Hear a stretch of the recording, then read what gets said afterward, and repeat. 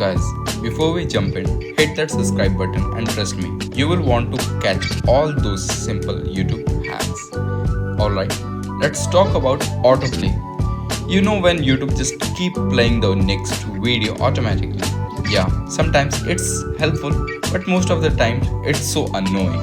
Here, how to turn it off. Just open your YouTube app, play any video.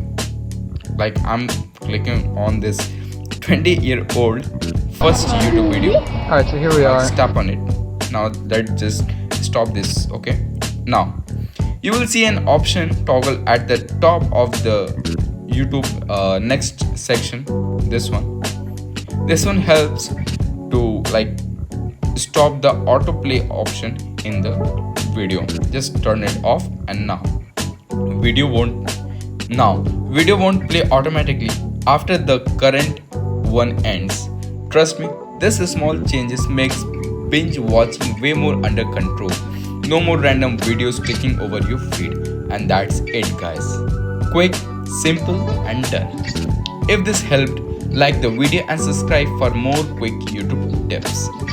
For till then, bye bye and take care.